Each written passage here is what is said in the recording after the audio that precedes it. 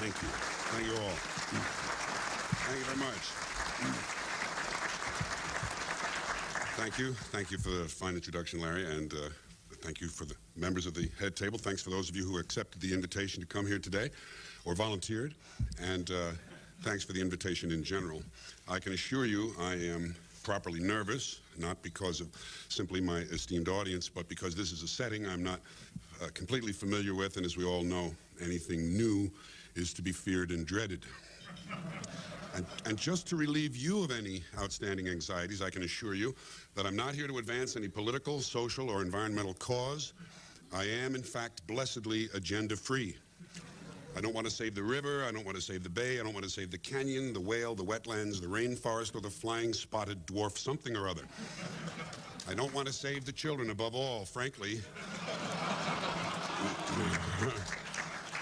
Frankly, I don't care about many of those things, and between you and me, those battles were lost a long time ago.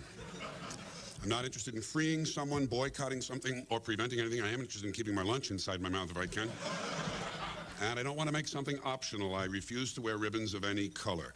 You might say I'm just here to help define deviancy down. To be honest, there aren't many things I do believe in, but high among them would be friendship, family ties, and romantic love. I think those things can take you a long way. For the record, the only worthy cause I have devoted time to is a little-known place that does wonderful work, St. Anthony's Home for the Visually Unpleasant.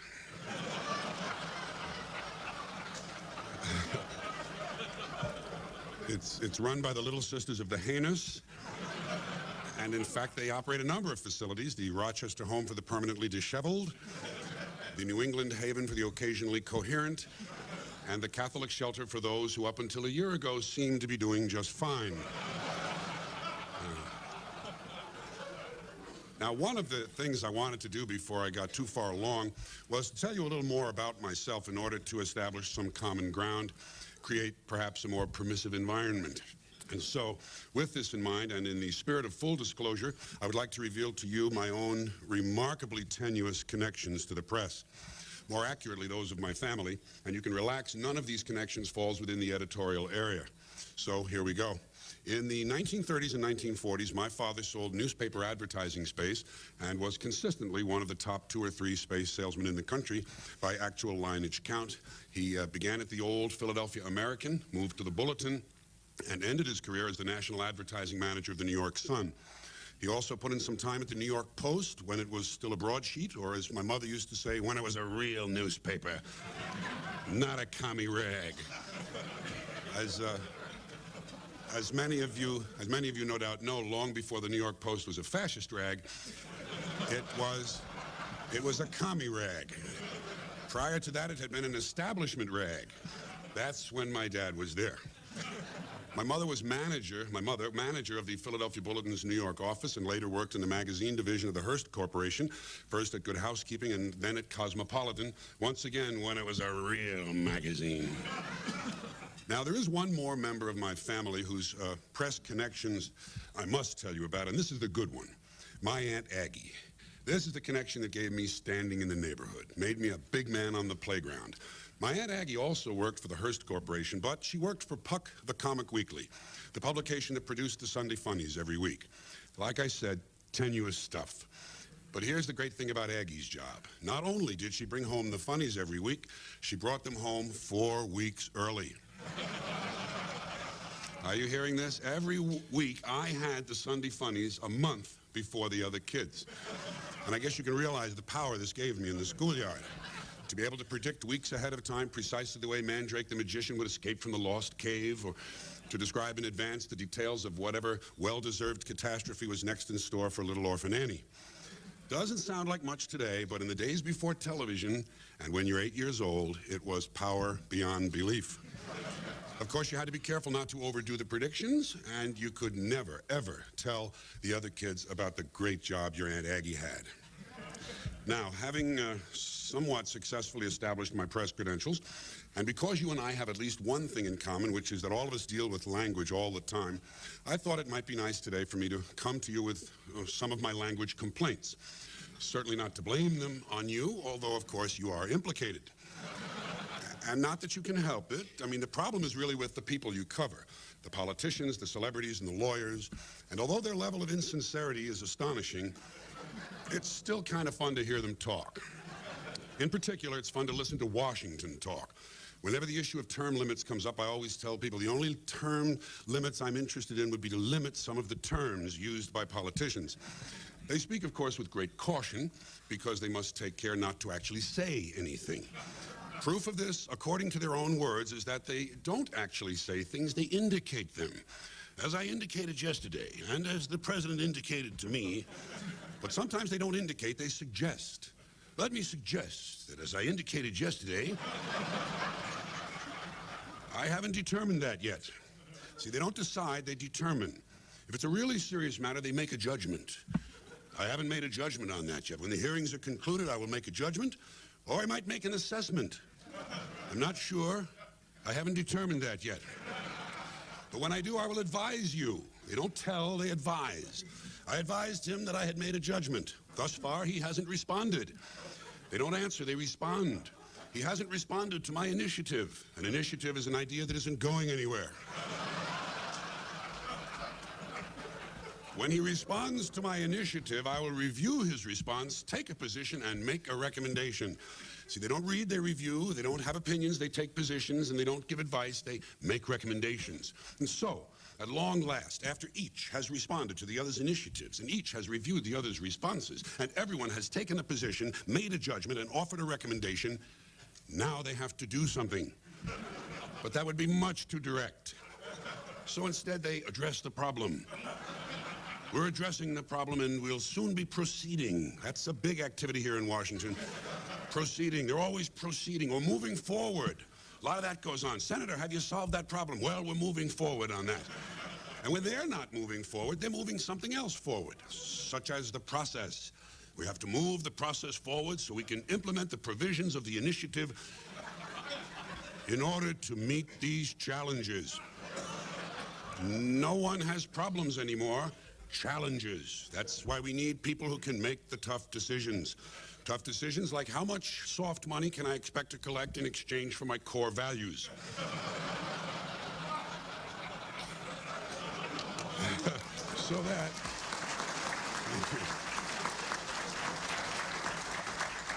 so that I can continue my work in government.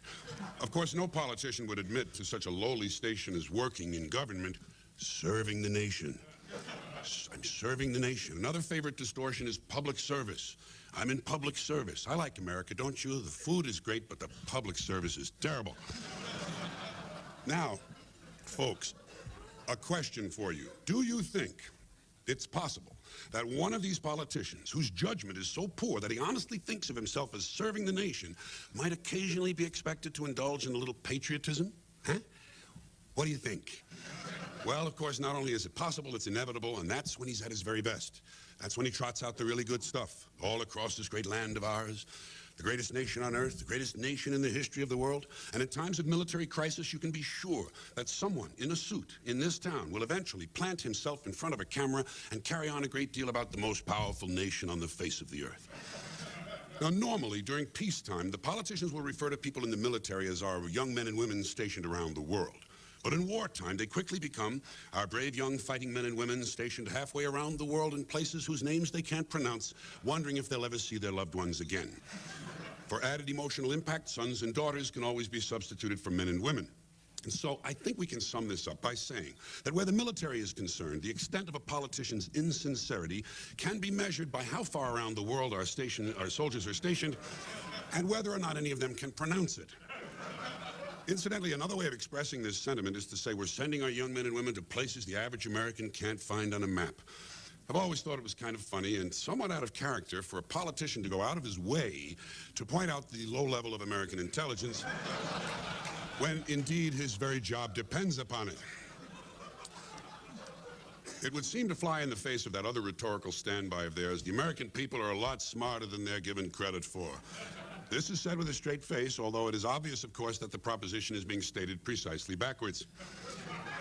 But the politicians, God bless them, or something like that, they're at their most entertaining when they're in trouble. When they're in trouble, their explanations usually begin simply with words like miscommunication.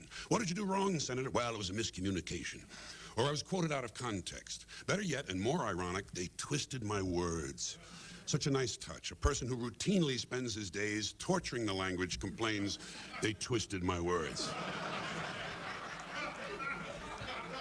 Then, as the controversy continues to heat up, he moves to his next level of complaint. The whole thing has been blown out of proportion. It's always the whole thing. Apparently, no one has ever claimed that only a small portion of something was blown out of proportion. Has to be the whole thing. That's because now he's feeling the heat. And so, as time passes and more evidence comes in, he suddenly changes directions and tells us, we're trying to get to the bottom of this. Now he's on the side of law and order. It's jiu-jitsu, really. We're trying to get to the bottom of this so we can get the facts out to the American people. That's always a nice touch, American people. In fact, at this point, he might even say, I'm willing to trust in the fairness of the American people. Clearly, he's preparing us for something. And so, when finally all the facts come out and our subject seems quite guilty, he employs that sublime use of the passive voice, mistakes were made. Mistakes were made, don't look at me, probably someone in my office. Things are moving faster now. Mistakes were made is rapidly overtaken by there is no evidence. No one has proven anything. Eventually, I will be exonerated. I have faith in the American judicial system and that certain sign that things are closing in. Whatever happened to innocent until proven guilty? Whatever happened? Well, Well, he's about to find out.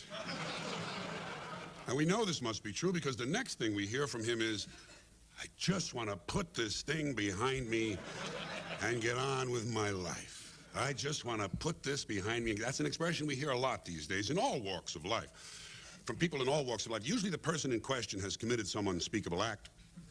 Yes, it's true, I strangled my wife, shot the triplets, set fire to the house, and sold my young son to an old man on the train.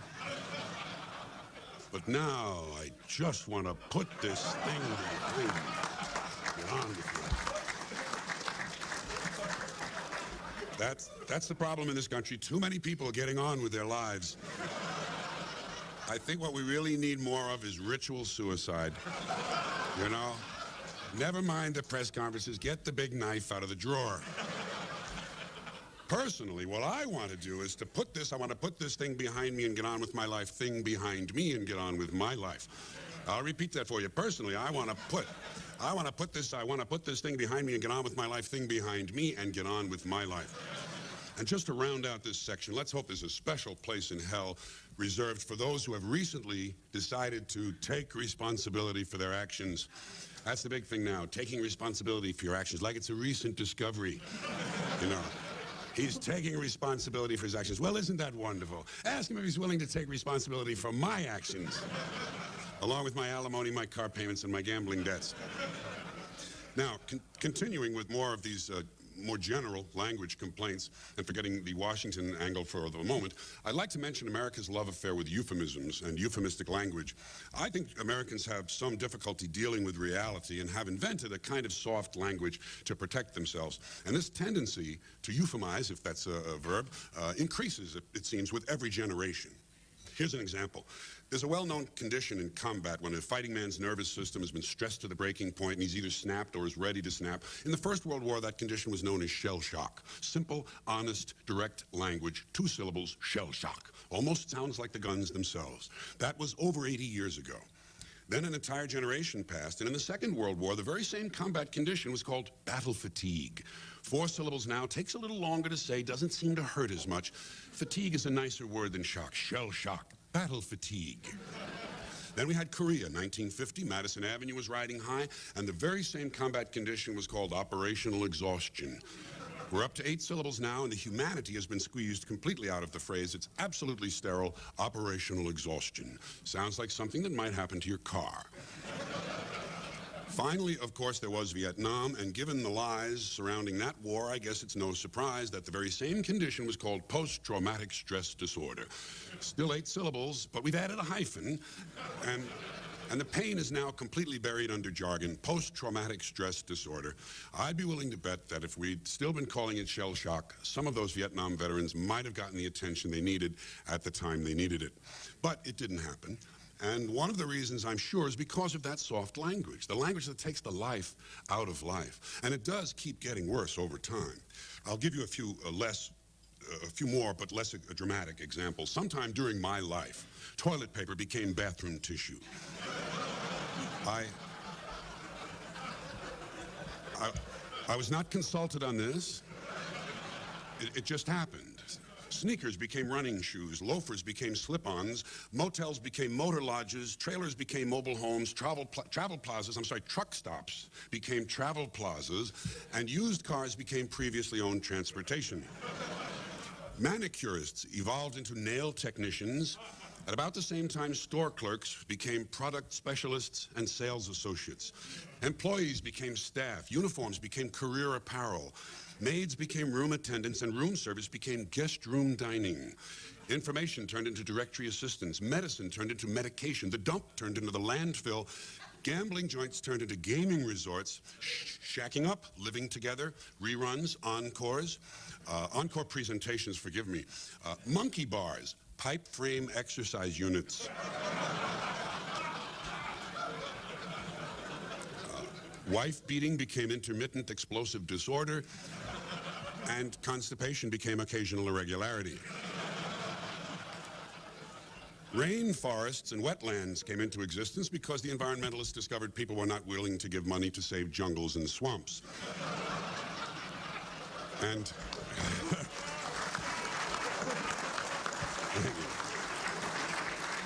now, all of this happened in the last 30 years. When I was a young man, if someone got sick, they went to the hospital or they went to the doctor. Now, the health maintenance organization sends them to a wellness center where they consult a health care delivery professional. Poor people used to live in slums. Now, the economically disadvantaged occupy substandard housing in the inner cities. And we can't really discuss euphemisms if we don't mention that final taboo, death. Used to be that when an old person died, the undertaker put him in a coffin, and we sent flowers to the funeral home where they held a wake. Then after the funeral, they drove the dead person in a hearse to the cemetery, and his body was buried in a grave. Now, when a senior citizen passes away, the mortician places him in a burial container, and we send floral tributes to the slumber room, where the grief coordinator supervises the viewing. After the memorial service, the funeral coach transports the departed to the Garden of Remembrance, where his remains are interred in his final resting place. Some of this language can make you want to throw up. Well, perhaps engage in an involuntary protein spill.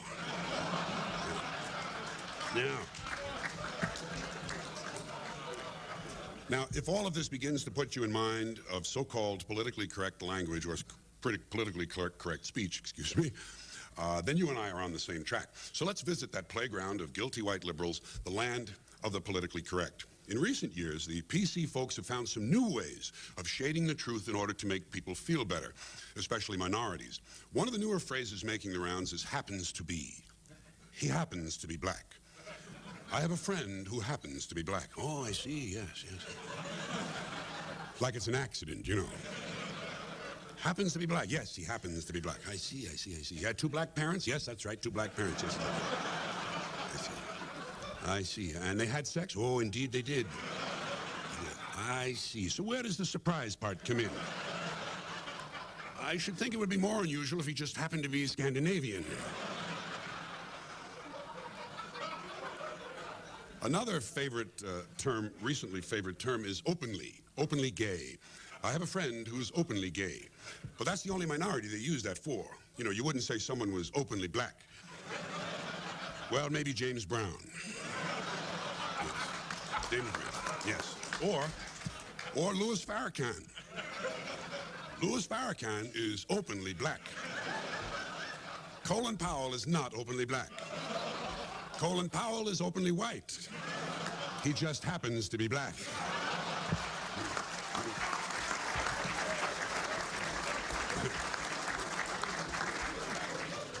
And while we're at it, when did the word urban become synonymous with the word black? Did I sleep through this, perhaps?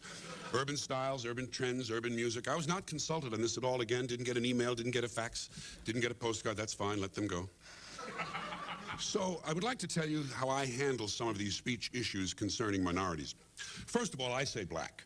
I say black because most black people prefer black. I don't say people of color because it's dishonest. It means precisely the same thing as colored people, which is an insult. So if you're not willing to say colored people, you shouldn't be willing to say people of color. And besides, to me, the whole idea of color seems a bit specious, really. I mean, what should we call white people? People of no color? Isn't pink a color? And in fact, white people are not really white at all. They're different shades of pink and olive and beige. In other words, they're colored.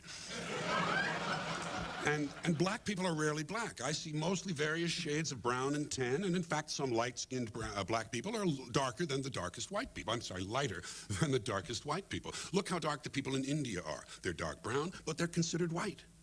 May I see the color chart, please? People of color is an awkward phrase that obscures meaning rather than enhancing it. What shall we call fat people? People of size? I also don't say African Americans. I find it cumbersome and confusing. Which part of Africa are we talking about? Egypt?